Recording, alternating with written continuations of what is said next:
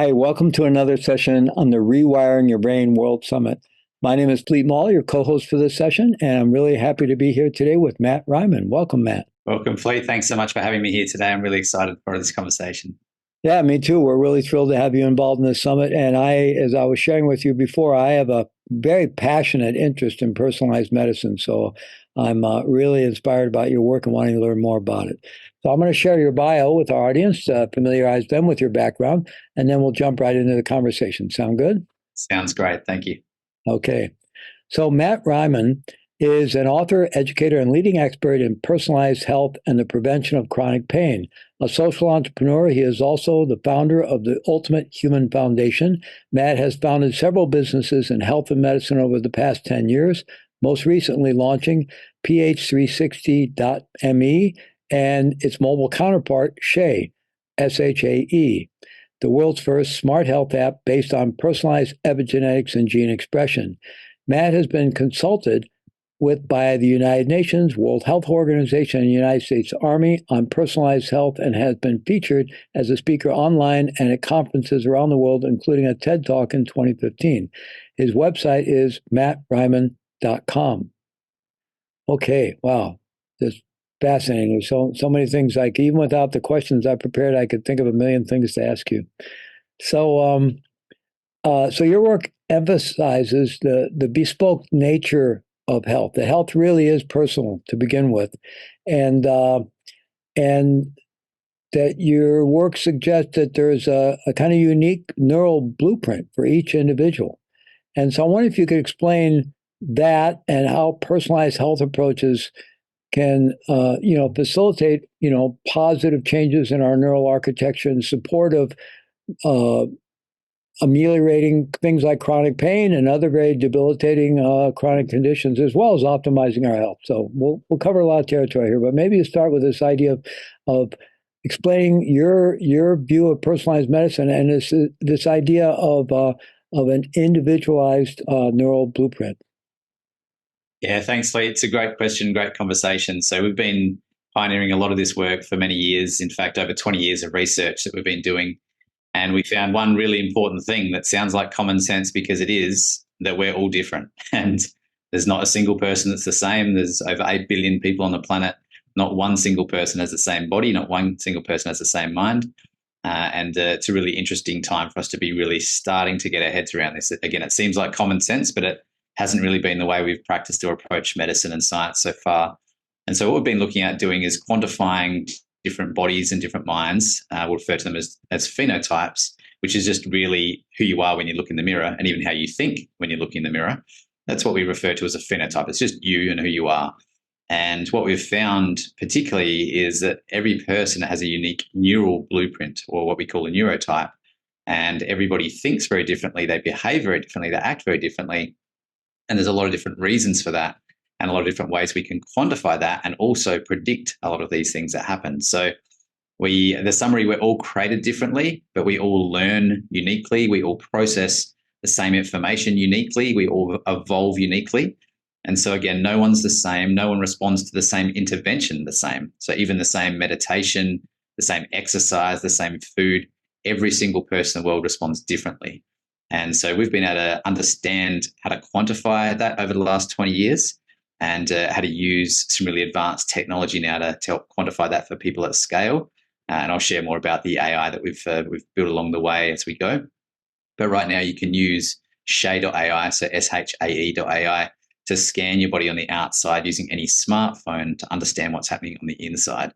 And that really helps us to understand our phenotype, understand the things that we need to be healthy and happy, and how to approach that for us. And as you sort of touched on here, what are the implications for this in preventing chronic pain or other long-term conditions? We've just finished doing 4 years of research just by people using an AI and a smartphone.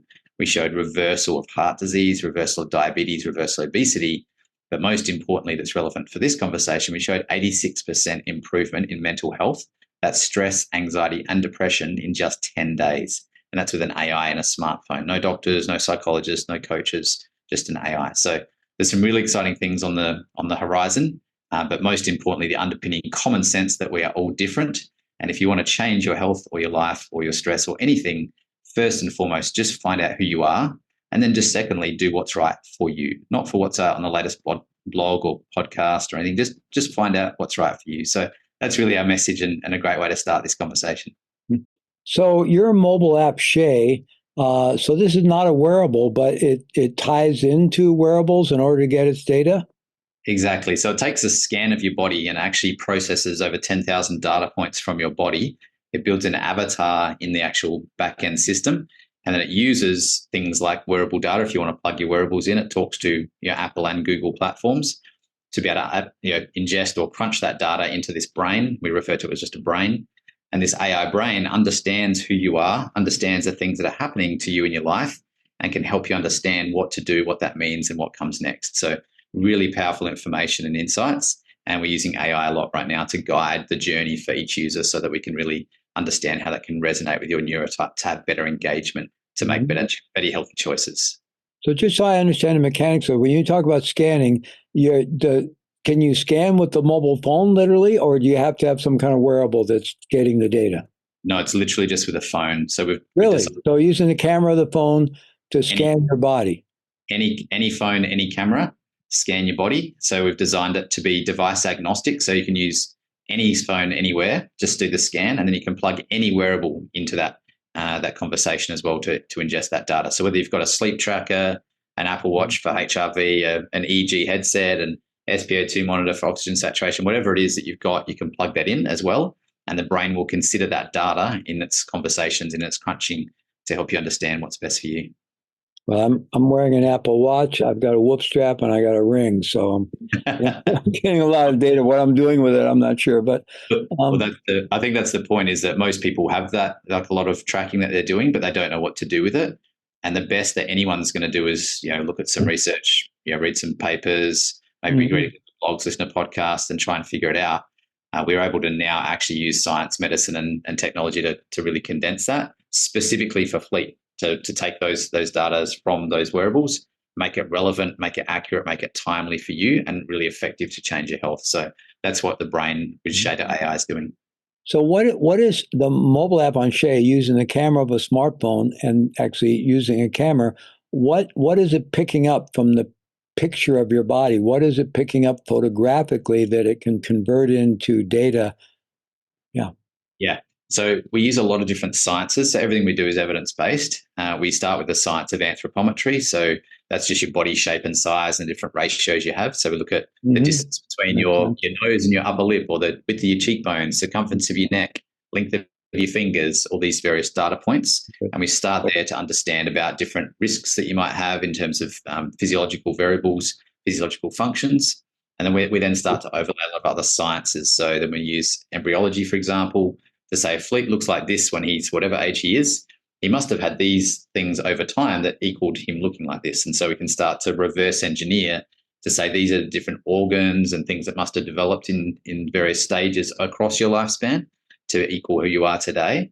And then we can start to look at the different predispositions in those organ layers. We can look at then overlaying endocrinology, for example, for hormones to say what hormones must you have as dominant throughout your growing periods to equal who you are today. So if you have a big jaw, for example, you must have had a large amount of human growth hormone when you were younger. So we can make a lot of these predictions and I guess understandings and correlations from our data sets. And we've spent over 20 years collecting these data sets, where Fleet would walk into a clinic and one of the doctors would literally measure you. Back in the day before we had the AI to do what it does today, would measure the circumference of your head with a tape measure and your neck and the distance between your cheekbones and all these things that were there, and then write down, here's your blue eyes, blonde hair, moles, freckles, et cetera, and then take all your bloods and your hormones and your SNPs for genetic testing, et cetera, and just create a huge pool of data sets that we started with to sort of end up where we are today. Mm-hmm. And so does your work at some point involve actually taking gene samples? So we don't actually need to do that anymore. We actually were doing that about 15 years ago. We were much more focused on genetics until we realized the limitations in genetics, which means that they can't actually tell you about what's happening right now. So we use the phenotype more than the genotype these days. And the difference there is that the genotype may have a predisposition for certain things, but it's a blueprint. It's what might happen. It doesn't mean it's what's definitely happening right now.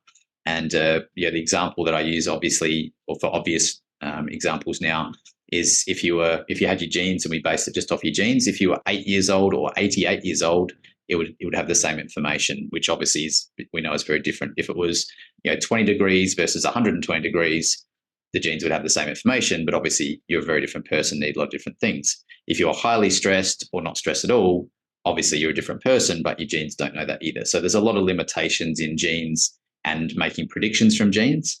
But there's also a lot of really, really awesome information. Right now, we actually reverse engineer. So we take a scan of your body and we actually predict your genes that you have without even needing to take a genetic test anymore. So we've got a lot of advancements. We're kind of superseding the genetic conversation now and proceeding into more of the phenotypic and reverse engineering. Have you compared that data for accuracy of how close you get to the actual? Oh yeah. That's our main work. So we're doing a study right now with University of South Australia, looking at 100,000 people for making predictions from our models for genes to actual genetics that's there. So that study's underway. We've done our own proprietary research over 20 years for that, or 15 years more specifically. But now we're doing some much large data sets, which we're really excited about. Wow, fascinating, incredible. So, it's kind of getting. We've all seen on Star Trek where they used to just scan the people. That was the doctor's work. You bring the person in, they lay down, scan them, and they come up with what needs to happen. But so I guess we're getting there. I want to talk, our conversation certainly about optimizing health and well-being and longevity and positive life outcomes and so forth. But I would like to address a bit, people where people are suffering from mental health issues or from chronic medical conditions, many of which are trauma related. Childhood trauma and other forms of trauma can set us up for mental health challenges. And mental health challenges can then set us up for chronic illnesses as well, not just mental illness, but physical illnesses, as well as some of the not so healthy coping mechanisms we sometimes engage in to deal with mental health challenges, then lead to chronic physical illnesses and so forth, and obesity and all the stress and chronic stress related ailments and so forth. So, I do a lot of work with first responders and public safety professionals, and there's, unfortunately, currently very, very poor health outcomes there statistically, and it's basically they have constant exposure to chronic, insufficiently managed stress and chronic stress, and then secondary and primary trauma exposure, and then their coping mechanisms are often not so healthy, and therefore, very, very poor life outcomes statistically. So, once you know somebody's neural blueprint, then how can you begin tailoring interventions for them that are going to maybe ameliorate the downstream impacts of trauma, but then maybe eventually get them to where they can really begin healing some of the source traumas and really, and in the process, sort of rewire their neural architecture so that it supports thriving instead of constant challenges. Yeah, it's such a great question, Fleet. And so I think just to understand that the concept of this neural blueprint or this neurotype that's there, that really helps us understand how we were programmed as we've evolved throughout our life. There's a lot more common conversations these days around beliefs and being programmed when, especially in our first sort of 6 or 7 years of life when we're, taking a lot of information in, which is great. So the awareness that's growing is fantastic. I guess the fact that we've got an AI now that can actually tell you this is pretty cool and also very life-changing for people. When we do the scan, the information that's correlated here understands that neural blueprint and gives you the predisposition for things that may happen for you in terms of even different beliefs and different programs, which is really interesting because this is just from a body scan, right? So this is understanding your biological and physiological makeup to be able to actually have insights into your mental health, into your psychotherapy sessions, essentially. It's really interesting. And so it's probably important at this point just to differentiate between the mind and the brain, which is quite an interesting part of our research and our exploration as well. And so our mind itself, which is separate to the brain, really helps us to sort of understand the basis to how we rewire our neural pathways, because the mind itself is where our beliefs and our programs sit. This is the things that can be changed quite easily, actually. It's not very difficult to reprogram a belief for people. It just depends on who you are and how to approach that. But once you've changed the way you believe things or see things, or the meanings that you've assigned to something, which is just what a belief is, then you can actually start to readapt your neural pathways accordingly. It's really difficult to try and change neural pathways with the same belief systems that are there. And so this is something that I think everybody's really starting to figure out a lot in these psychology and sort of mind and mindfulness conversations these days. It's really just important to differentiate between those two. And so first of all, what we identify with our AI, but just in terms of every general conversation from psychology through to mindfulness, etc., is just understand and identify what your beliefs are that you have. So a lot of people, if we pick a common one, a lot of people feel like they believe they're unworthy, for example. So the most important part is when you look at if someone doesn't feel like they've got worth or value, and that's usually programmed from when they were younger. Many people in the world have it. If this is you, then you're not alone. It's, almost everyone in the world has this program. It's important to understand that neural blueprint, which is the way that your sort of brain is made up, really is different for each person. And so the way you would approach changing you believing that you're unworthy or you don't have value is different for each person. And that's really what we haven't figured out just yet in the whole worlds of psychology and other things, apart from the really great practitioners that kind of do this naturally and have learned over many, many years of experience. We've got a way we can just quantify that now and really understand straight to the point how you would change that. And so it's really different for each person. First, again, just find out exactly who you are, find out what your unique body and mind needs, and just do that. And this AI that we have can guide people in this now. We have an incredible global network of doctors through to healers that are here to support that transformation of people from moving from, getting to freedom, moving away from pain and suffering and dis-ease. But the process itself is reasonably straightforward. It's just the principles are the same for everybody. The particulars are different for everybody.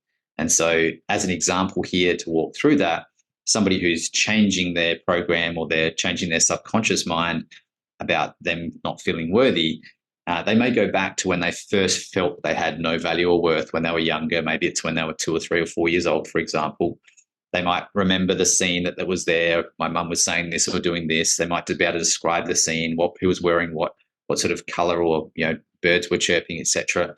And then often they'll have, like in this case, adult Fleet could go back in time to talk to child Fleet and sort of help change the meaning that was assigned to whatever happened back then. And that's all a belief is, or a program in our subconscious mind is. It's just meaning was assigned to a person, place, event, etc. And so being able to go through a process like that is the principles is fine to shift that belief. But it's different for everybody. So I just want to make sure I can make that point. But the second is, once that's done, that's not the end. Then it's time, as you asked here, then it's time to rewire that conscious mind, or rewire the brain, which I refer to as sort of changing creek beds. And if you imagine this flow of water that's been coming for a long time because you've believed something for so long, and it's created this chasm, this Grand Canyon that's sitting there in this landscape. When you turn the tap off and there's no water flowing anymore, that's amazing. You've changed the belief. You don't have any flow anymore. But because your neural pathways have acted for so long in such that way, it's the analogy that creek bed or that canyon is still there in the landscape, even though there's no water flowing. And what that means is next time the rain cloud comes along and something triggers you in things, it feels like you still have the same issue, the same feeling that might pop up, even though you've changed the belief, which is underlying source.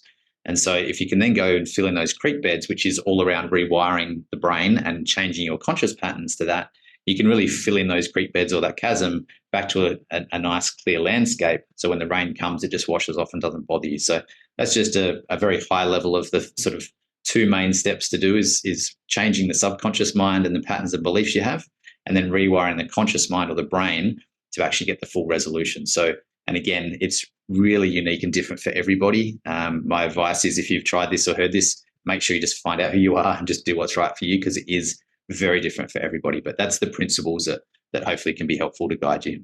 Yeah, it's really fascinating. I like your metaphor analogy of the creek bed.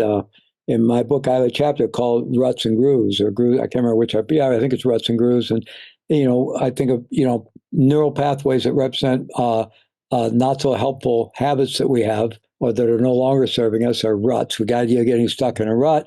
And then the positive ones are groove, like when you groove your golf swing, or you groove your baseball swing or something, or things are groovy, right? So but those neural pathways very much are. Once they're developed, there's a strong propensity to just head down that creek bed. The water's going to flow that way, right? And interestingly, as you're talking about the relationship between the brain and the mind, current science, not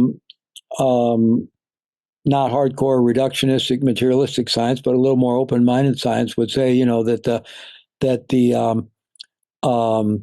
that what we experience as mind is really being delivered to us by the brain, and in some ways filtered by the brain, and there is somewhat what we experience in terms of reality is somewhat of a virtual reality created by our brain, but then that virtual reality is impacting the brain. So there's this kind of circular effect, and of course, what influences that to the negative is the negativity bias, because we're a physical species. But job one is survival, so there's this placing a primary focus on threat and danger. And so there's this negativity bias, but we can override that. So it seems like the main thing is we're understanding a relationship between the mind and the brain on many different levels. Even there's some evolutionary biologists that are talking about how, the brain has really evolved to give us this very reduced virtual reality that we can deal with out of this vast landscape of possible data.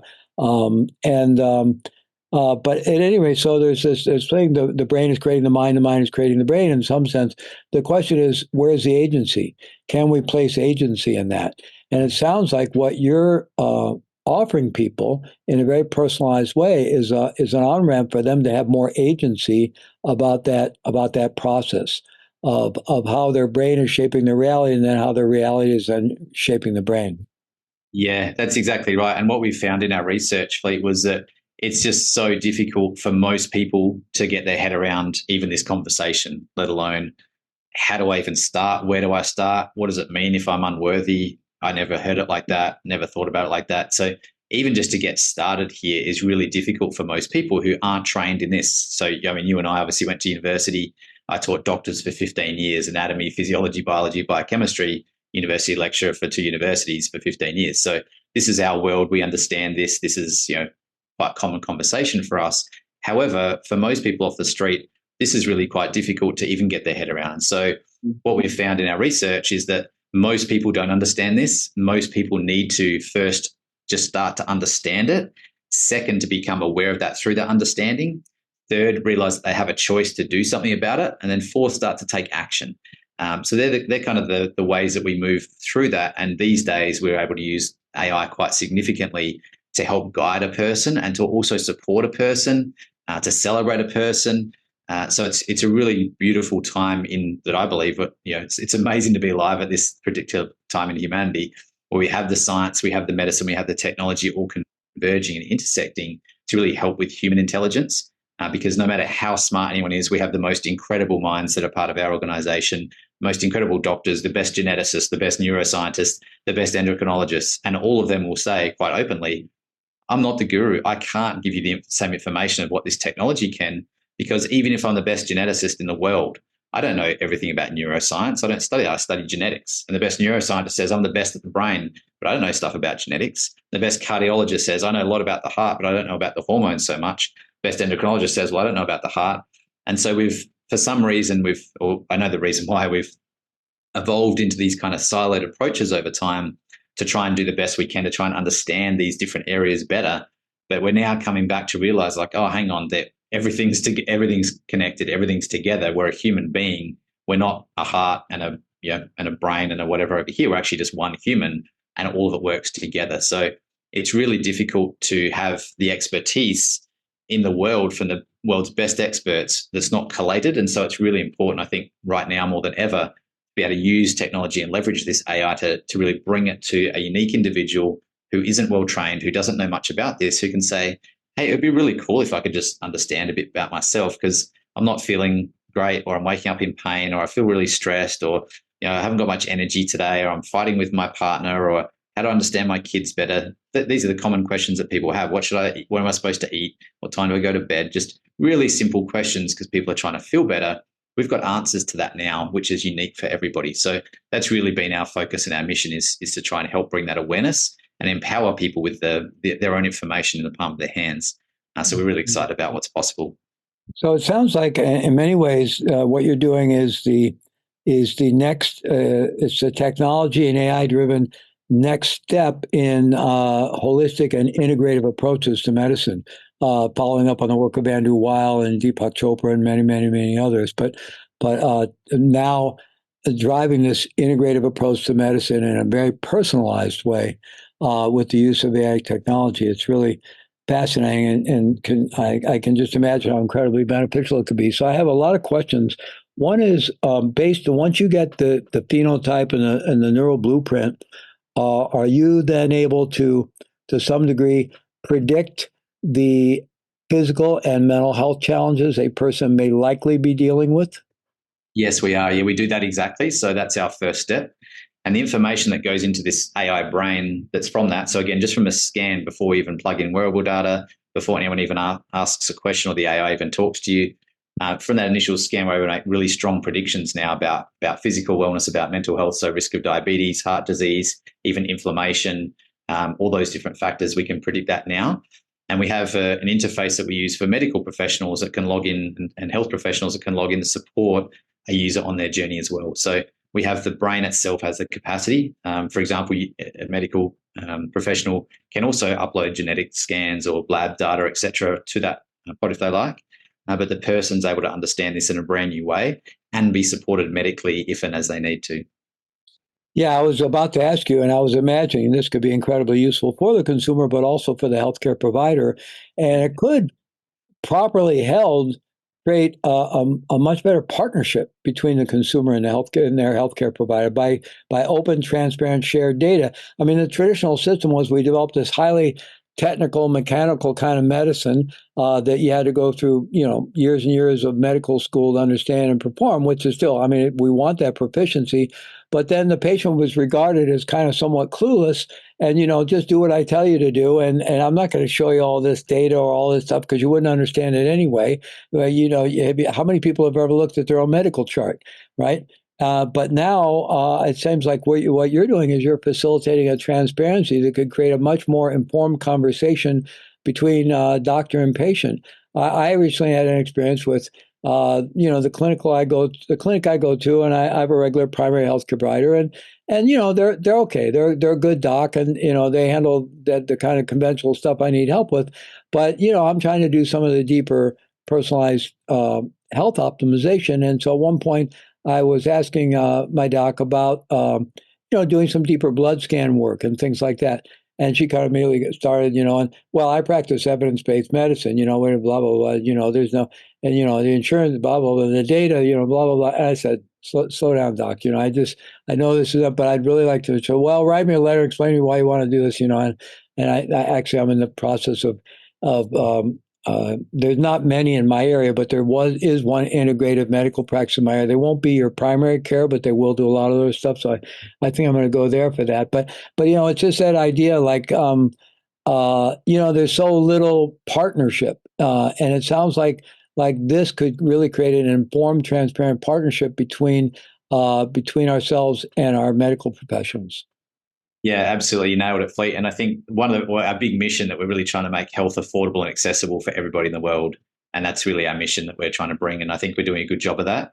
The fact that we can actually help the medical and the health professionals group by using AI to assist in diagnoses, assist in differential diagnoses, assist in making intervention predictions and projections about which interventions are going to be most effective and which aren't, about looking at additional tests that people would do to actually confirm certain differential diagnoses, even the compliance of the patient that's there. So we're doing a lot in the space with the AI for health and medical professionals, which is really, really valuable.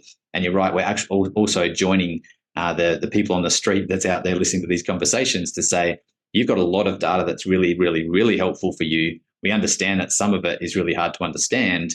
We can connect you with a health professional that's actually trained in precision medicine and precision health to understand that and interpret that with you and work with you for that exact purpose. And then the person can actually choose who they want to authorize their access to for their data. So the person always owns their data. They can choose not to share it with anybody. They can choose for their doctor to have access, their psychologist, their dietitian, their personal trainer. They can revoke access at any time. So we've really focused a lot on the safety and security and compliance side of things, but also on that transparency where we can work together as a team as you say, maybe the first time in a while, where kind of the doctors and health pros were the gurus and the poor patient that knows nothing. We're really bridging that gap between that literacy around health literacy and transparency to actually work with everybody to have the end goal, because everybody's working the same goal, which is healthy, happy populations, right? So somewhere along the way we lost that, but just we're really working hard to bring that back. Does the security aspect of your work involve blockchain technology in any way? It does actually, yeah. So we use blockchain technology as well, yes. Yeah, because I know one of the promises of blockchain technology is to return ownership to the consumer of our data, whereas we've all been giving away our data to social media and all these other platforms. One aspect that in the medical field is one of my son-in-laws was working for one of the major um, uh, companies that provide the computer systems that whole hospital systems operate on, right? I won't name the particular one, but they're one of the biggest. And so they provide these unified systems that hospitals can do all their operation on. But in the process, they're getting all this data. And part of the business they're in is collecting data. And now with AI, they can do a lot of things with that data and some good positive things with that. I mean, they're not using that data to market products to you, I hope not, but they are using that data to make health predictions, and with AI can do a lot. But that's taking like very well, I don't know exactly, but I'm asking you this question. That seems to be taking very generalized data, massive amounts of data, and then using AI to make predictions and maybe kind of in the same way that traditional healthcare has been, evidence-based practice. Often they'll say, "Well, we don't do this test anymore because research has demonstrated that it really doesn't indicate." Like maybe it's a mammography or it's a prostate test. And now they're saying, well, we don't do it anymore because we're not getting enough distinction in the research and so forth. So that's based on massive amounts of data. It's not based on your personal situation. And so I wonder about that massive collection of data that's done and then using AI to distill that, I guess, versus what you're doing. And if you could draw the distinction between the two. Yeah, sure. It's such a great question because I'll make a statement here. I really believe that in the future, we're going to be looking back on what we're doing now, even in 2024, and saying medically, almost everything we're doing is negligent. And the reason why is because we're just practicing generic medicine. And even though we're trying to use AI now, thinking we're smart, we're stuck in the paradigm. People can't get their heads out of the system that we're using that doesn't work anymore. It was great for a while, and we've just evolved since then. That again, no matter if we took 100,000 people and just broke down and used AI to tell us all the specific things, all the trends, all the whatevers, it's the same generic medicine that says on average, there was these people, on average, here's what's going on. And there's always, as everybody knows, nobody's ever the average, or hardly anyone's ever the average. It sits here, you've got your outliers that sit high and low. I often use the example of blood pressure, for example. So someone's got super high blood pressure, someone's got super low blood pressure, and someone's got medium blood pressure, 120/80. What should you do? Well, if you ask anybody in the entire medical profession right now, go to any doctor anywhere in the entire world, they'll say, if you've got high blood pressure, let's give you something to lower it, probably a statin. If you've got low blood pressure, let's pick that back up and let's make sure we can meet here. And you would say, well, why is that, doc? Well, because it should be 120/80. It says, okay, well, is that exactly for me, or is that just a generic average? Not a single doctor in the world could say that's specifically for you. Every single doctor would have to say that's based on a generic average of what we think blood pressure should be. Whereas actually what we do is to say, oh, this person has high blood pressure. That's normal and healthy for them. If we lower their blood pressure down to what the generic average is, that's going to cause issues and problems for them. And a lot of the things that we see from people taking statins, et cetera, from those exact issues, or vice versa. And so when you just look at it again, when you look at it very simply, it's actually just common sense that some people have high blood pressure, naturally healthy. Some people have low blood pressure, naturally healthy. Some people have blood pressure in the middle, naturally healthy. And so the real thing we're trying to sort out with personalized medicine or precision medicine here is to say, what's the natural space that you should be in for blood pressure? Should you be high, low, or in the middle for you that's healthy for you? And then we can find out if you have high, middle, or low blood pressure. So if you have high blood pressure, but it should be low, that's a problem we need to solve. If you've got low blood pressure, it should be high. That's a problem we need to solve.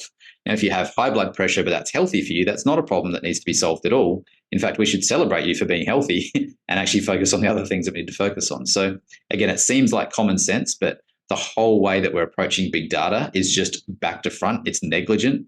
And I can definitely see the next 10 years, we're just going to be rolling out decisions based on AI and generic medicine. We're just going to be using AI-driven generic medicine instead of human-driven generic medicine, which is the reason why we have all the problems we have right now. So we're really trying hard to really push for a voice in the precision medicine, precision health conversation, because it's just so important that we actually start to have these awarenesses that every single person's different. Again, it just seems really obvious to me that it's common sense that every single person on the planet is different.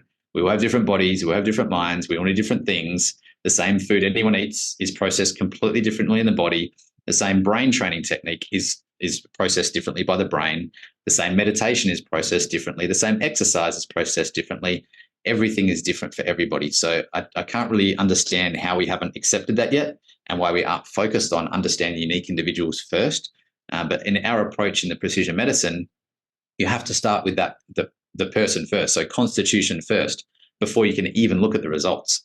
And that's where medicine right now, if you walk into the clinic, they'll say, oh, great, well, let's take your bloods, let's take your scans, let's go get your results. Oh, look, your bloods are high, so let's give you this, this, and this. They never actually even started with saying, hang on, who is Fleet and what's normal and healthy for him before we go and get the tests done to then see if they're healthy or normal or low. So I hope that makes sense. But again, it just seems really obvious and really common sense to me that we should start with the person and then do the tests rather than ignore the person and just do the tests and base the test off of generic averages and then work like that. It just doesn't make any sense. It's actually negligent. So I hope we can change that soon. No, it makes a lot of sense, and you answered my question perfectly. Really described it very well. AI-driven generic medicine is what I was describing. The use of big data in that way. So I can imagine in the transition here a potential car wreck of sorts, in that because of the way our medical system is set up, with third-party insurers and with malpractice and a very litigious society, if you're telling someone, who has by average high blood pressure, that's normal for you, and therefore then it doesn't get treated, and they end up, having some cardiovascular incident, and then come back and say, oh, I should have been on statins, and that's why I ended up with this cardiovascular incident. So it seems like there's going to have to be a huge shift in the system to learn to trust this more personalized approach and restructure even, how malpractice suits will be looked at, and how third-party insurance works and all the rest of it. It's a really big thing to encounter, which is why it's so difficult. Change is really hard for people, let alone for institutions and governments. So change is going to be the biggest, or change is the biggest barrier that we have right now. But as long as people who listen to these conversations can go, oh, that just makes common sense. I wonder why we're not doing that.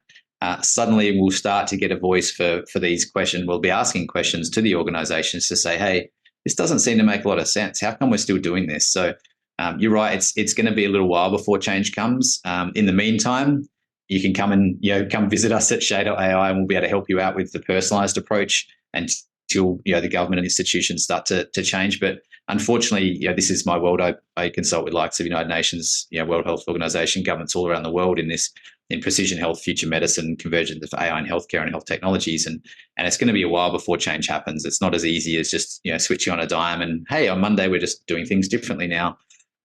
So it will take a time, but there is the science, medicine, technology available today to have the personalized approach, and we really hope these sort of conversations can bring awareness to what we need to do to change things. Absolutely. And definitely our healthcare system is the proverbial aircraft carrier that is a little bit difficult that doesn't exactly turn on a dime, but change is consumer driven. And, I remember reading, this is quite a long time ago, could have been 15, 20 years ago, but they did some research and showed that consumers were spending something like 55 to 65% of their healthcare dollars, on alternative medicine of all kinds. And that really woke up the mainstream medical profession at that time, I think. So there's been a tremendous amount of change in terms of how people are accessing healthcare and where they're spending their healthcare dollars and so forth already. And so I think it's great that you're getting this in the hand of consumers, because if consumers start finding a way to make use of the information you're providing, and then beginning to do preventive care and optimal, lifestyle medicine change and so forth, and see improvements in their health and longevity and outcomes and so forth, they're going to demand that change. I mean, they're just going to, that it'll be driven by consumer demand, obviously. So, I think just on that too, Fleet, you're exactly right. And I think what we've seen, even just in the 20 years or 22 years we've been doing this, is that things have shifted quite significantly in the way that people approach these conversations and the trust that they have. And most people, back when we first started, actually, people would go to the doctor. This was 20 years ago, if anyone can remember. You would go to the doctor, whatever the doctor said, you would believe it and you would do it, and away you go, like this. And that was great. The system was a very trusting system. The doctors were the gurus that had more information than anybody else, and away you go. It just so happens in the last 20 years, there's been the invention of the internet, of Siri, and then Google, and then ChatGPT now. And so most people that we see now won't go to the doctor as first port of call at all. Most people will Google whatever their symptoms are. Yeah. Most people will follow for at least 1 or 2 or 3 attempts at trying to solve their own problems through Google, now ChatGPT. And if they're really dying in serious strife, they'll then go to the doctor to get some advice or to get something done. So again, we're seeing a really big change in consumer behavior where people don't trust the medical system like they used to. People are going there more out of desperation rather than a first responder conversation. And that's where it really starts to be important that we have this personalized conversation, because if you go and Google a bunch of symptoms, you could end up thinking you're about to die from every which way under the sun that's there, and trying to manage that and do your best chance at trial and error medicine isn't really helpful for anybody. So it's the day and age where people are going to technology first before the medical professionals. We've just been able to put that into a way that it actually can be effective for people. So we really hope that people can start to take advantage of that and really start to move towards a personalized conversation, because again, everyone's just so different. And that's really our message, is just find out who you are and just do what's right for you.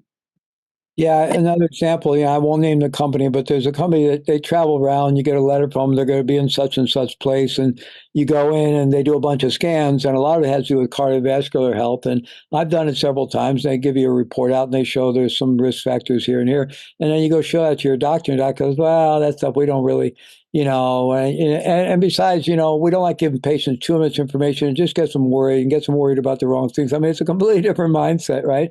So, so once you're able to provide someone with this neural blueprint and then maybe enhancing that through additional data and so forth. So what is the next step in terms of recommended interventions, diet changes, lifestyle changes, using various positive neuroplasticity practices, mind meditation, different things? So how does it lead from the data to the recommendations that people can use to begin to optimize their health or deal with certain troubling conditions they already have? Yeah, such a great question. So we've really designed it so that, again, first, quantification is the key. So just know who you are, know what's going on for you. And then second, making sure you got the awareness and the choice to do something about it. So once you get in, like the AI will actually build, it's really interesting what's even possible today. I'll share for a minute our latest version of this, because everyone's familiar now with ChatGPT. It's been the biggest conversation in the last 6 to 12 months that's happened. What we have is GBT for your health. So you can just talk to your phone and ask any question you like about your health, and you'll get an answer specifically for you. So you can ask literally what food for breakfast, what time should I go to bed and why, tell me how my natural brain function is right now, describe for me my personality and how I'm unique to somebody else. You can ask anything and it will give you answers specifically. Is it voice respond or text respond or both? It's both. So you can just talk as a voice, you can type in, you can do whatever you like that's there. It's really mind-blowing. And what it actually does when you do the scan for Fleet, it actually builds like a 3D avatar or a 4D avatar, actually of Fleet in the background, in the back end of the program. And during the conversation, Shay, which is our AI, our brain, will talk to you and say, hey, Fleet, how you doing? And I'm here to sort of get you set up and help you with your health. And then it will build this digital version of what we call your digital twin. So it'll build digital Fleet. And at some stage during it, it'll actually turn, like Shay will talk to you a little bit, and then it'll just say, hey, hang on, Fleet, I'm just going to go and have a chat to your digital twin for a minute. And it goes and talks. And our AI, Shay, will talk to digital Fleet. And so there's two AIs having a conversation that's here. And so Shay asks digital Fleet, hey, how are you? And it interrogates and says, hey, have you got any problems with your health right now? How's your organs going? What's happening with your hormones? And it actually goes and has this conversation there. And then Shay will actually come back to you and say, hey, Fleet, I just spoke to your digital twin. Here's what it said about it. It's amazing. It's like we're starting to film this now because people are just mind blown with like, how does it know that about me? It just did a scan. Like my best friends don't even know that. Like Like, I haven't told anybody about that. How would it possibly know? It's really incredible, the specificity and accuracy that we're having now for health. This is for mental health and physical health. That's there, and that's just a way that we're showing and demonstrating to people that there is some trust, that building trust, if you like. So that AI is building trust with Fleet to say, hey, I know you think I'm just some like AI and you don't even know what that means, but hey, look, I know you, and I can make some really good predictions, and I'm explaining and demonstrating to you that that's the case. And then Fleet's like, wow, this is actually really amazing. But it goes down to the specific level of gene expression.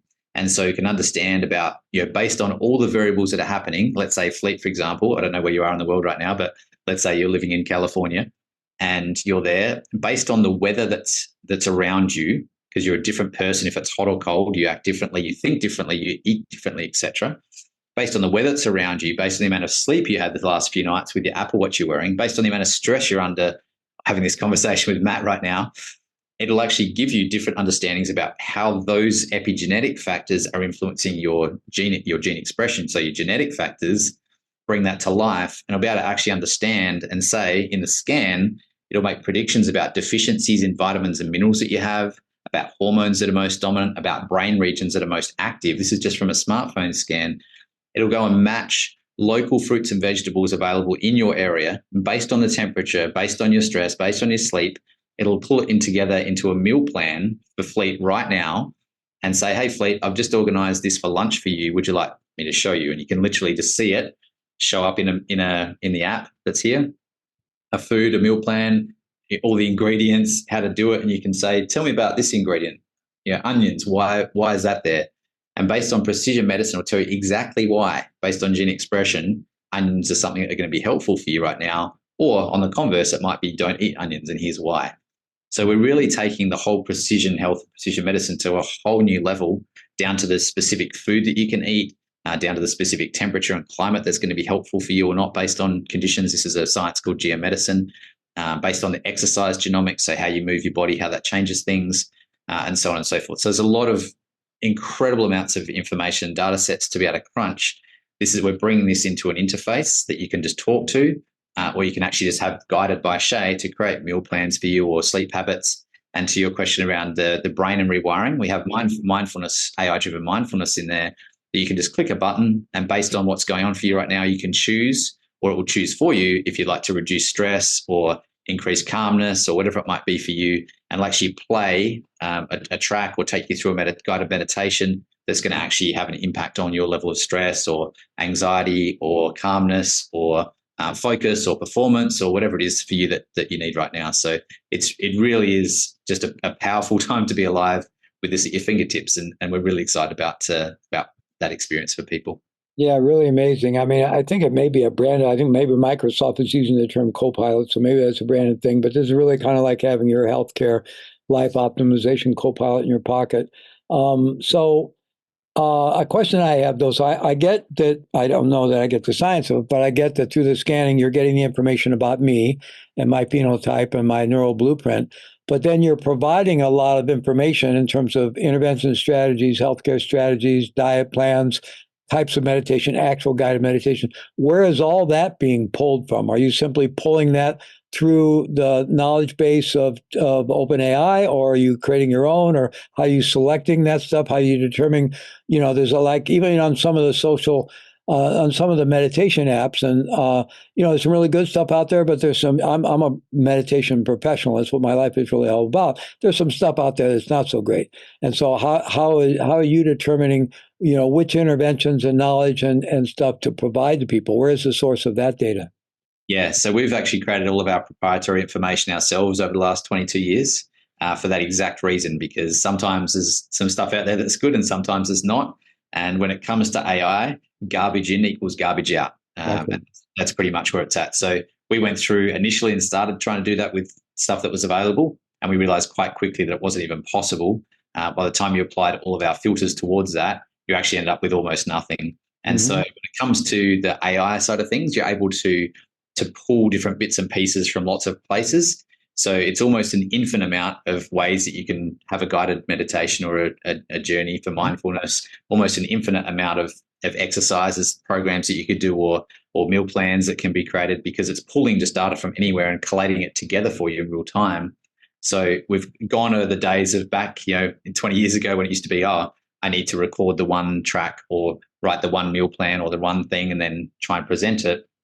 Now we can use AI to just collate things in a really powerful way. So it's the answer is it's our proprietary information, but it's almost like we've created an unlimited amount of everything in the world. So for example, just exercise. I mean, I used the example of food before, but exercise, you would just say, hey, Shay, create me a personalized workout. And it would consider based on your blood pressure, based on the food you ate, based on the sleep you did, based on your goals to lose weight or to get buff for the beach in summer, whatever it is that you've got in there, it'll create a plan for you and literally just pull it up and say, hey, and I'll ask you how long have you got, like 15 minutes or 30 minutes? What's your expertise like in terms of I'm trained for 6 years or this is the first time I've ever done a workout in my life?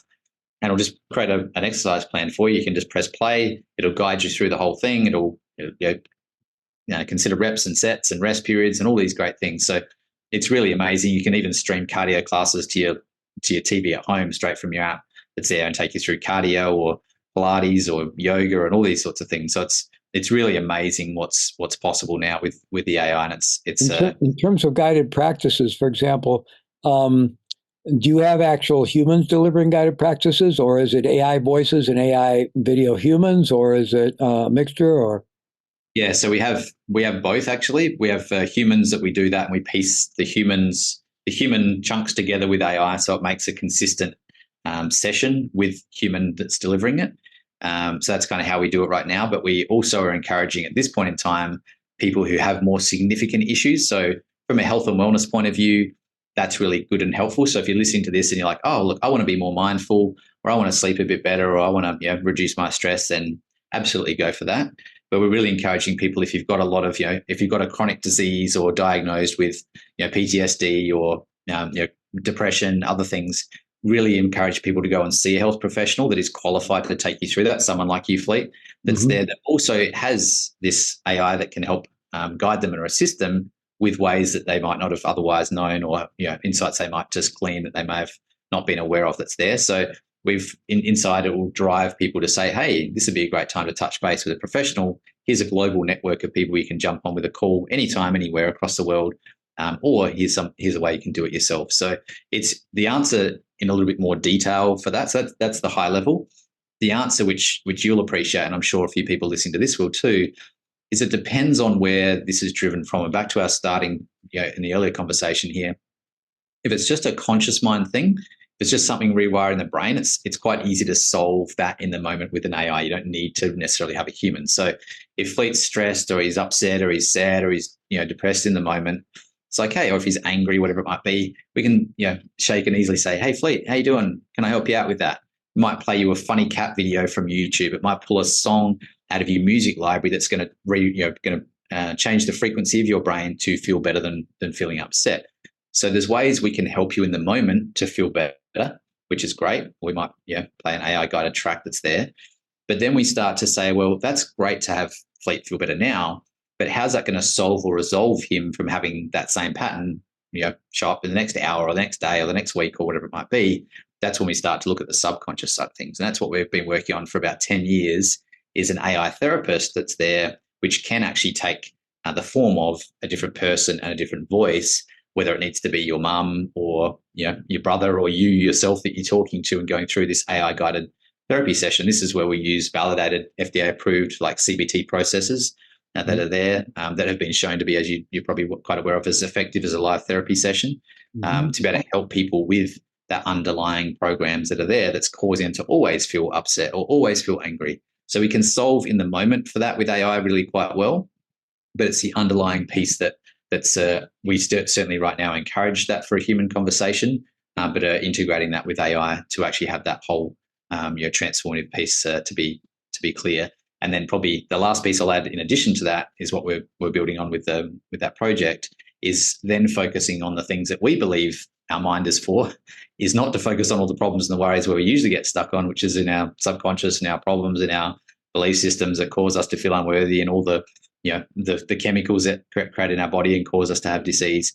But we're really interested in the superconscious conversation and more focusing on our God-given gifts and abilities, which is where all the good neurochemicals that we really want to be. So we're really hopeful that the bigger vision here can be helping people solve and resolve the issues, problems, limitations that they have, and then move people towards focusing on the bigger reason why they're here and the power of their mind, which is the most incredible things that most people never even get a chance to focus on. That's where we really would love to see this going as we move into the future. Well, next year we'll get you on our Expanded States of Consciousness World Summit, because that's what that's all about. And, on that summit, we cover all the ways in which human beings have been accessing expanded states of consciousness and their power for healing, illumination, and awakening, and so forth, including transformational breath work, meditation, ecstatic dance, shamanism, plant medicine, psychedelics, all the different hypnosis, all these different means, and I guess now we're looking at a new one we need to add to that. So Matt's has been incredibly beyond fascinating and incredibly illuminating. I have one final question for you, because we are out of time here. This is more of a shadow question, a little bit maybe. So. One thing with the wearables, and just a lot of people track sleep, right? And that's probably one of the main things I do is I track. So I'm trying to optimize my sleep and so forth. I don't get that way because I don't really get hooked into I had my history with addictive propensities. I think I feel most of that, but I've never gotten sucked into the web or social media. It just doesn't pull me, right? I use it. I use the digital world as a tool, and I use it in my business, but I don't tend to get pulled in.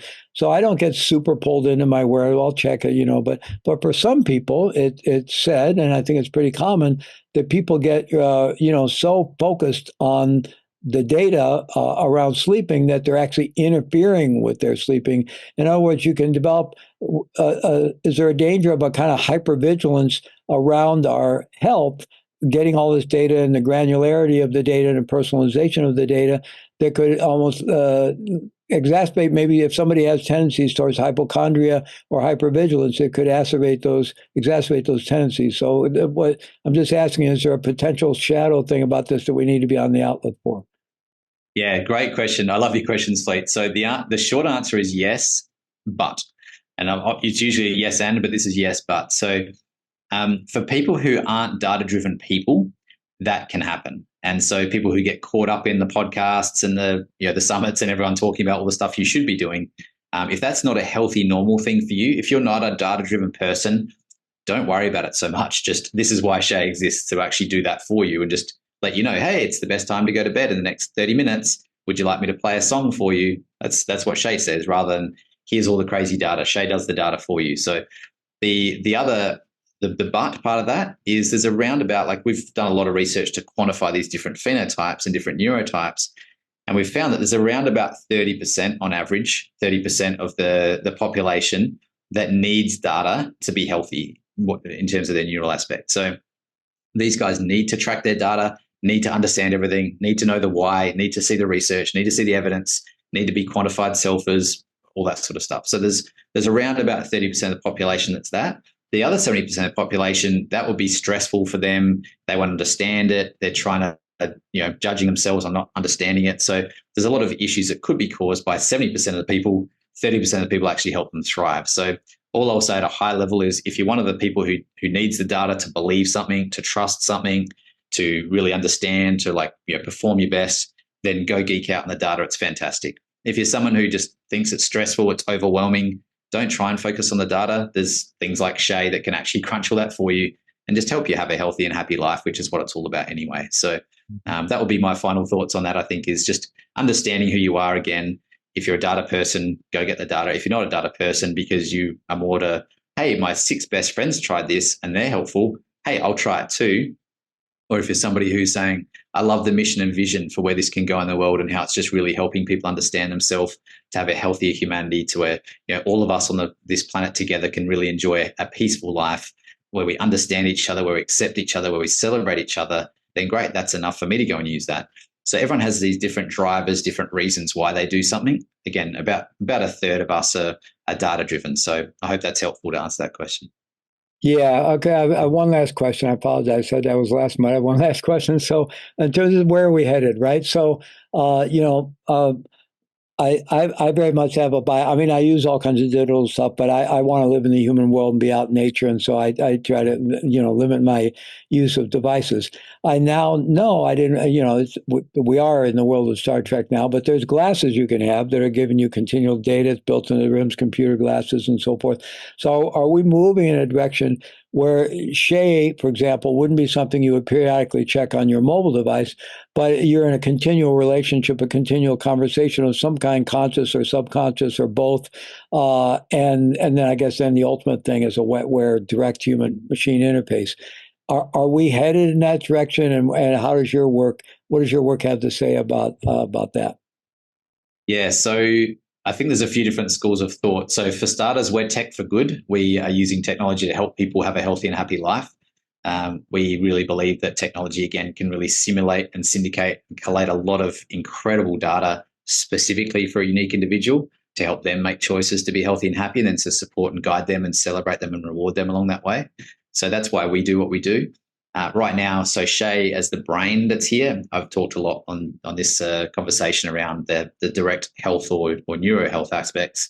But the fact is we use Shay across all different places right now. So this is live in schools. So we can scan kids to help understand about their different learning styles, their different learning methods, their different learning environments for them to thrive, about their behavior, so their behavior spectrum that's there, and what will help them be in balance or out of balance that's there, for example. We do this with families, for parents and partners to understand themselves and where they sync up and where they've got their challenges, and how their different children are unique individuals and unique humans, and why one likes hugs and one doesn't, and one eats their veggies and one doesn't. These are all things that are quantifiable, and we're explaining all this with Shay right now. So we've got this in primary schools, secondary schools, tertiary educations. We've got this in early learning centres right now with kids from 2 years old and up to be able to help understand how they're even evolving. So really powerful things. We apply this in workplaces to understand about different things for productivity. And if you're someone who's laterally thinking, 9 and 10 a.m. is going to be amazing for you, and check emails at 2 p.m. in the afternoon or vice versa, that helps you be in a state of flow. We're obviously revolutionizing the whole health and medical industry with what we're doing right now. We're really just empowering unique individuals to live their best life, free from pain and suffering. So there's a lot of ways we apply this intelligence to various aspects of humanity. We're really, really, really big on trying to help change the world in many different ways. And we believe, again, from empowerment of unique individuals, we can really start to change those conversations that we have and how we show up in the big institutions. So there's a lot of tech advancement that's happening, whether we do it with Shay or not, or whether people like it or not, it's happening. But we really want to be on that forefront of tech for good and really give the power to the people to understand themselves and to make really good choices for their healthy and happy journey. Well, thank you so much, Matt. And there are, some ostensibly scary things going on in AI, or maybe not even ostensibly, some actual scary things going on. But I like the idea of tech for good, and I'm glad you're doing what you're doing. And again, this has been an illuminating conversation. I look forward to checking out Shay. And when we finish up here, I'm going to go have dinner with my wife. I'm sure we're going to have a very interesting conversation about this. So thank you so much. I really enjoyed to have you involved in our summit. I look forward to future conversations with you. Thanks so much, Fleet. I enjoyed it very much. Look forward to more. Okay, take good care. Thank you. Bye for now.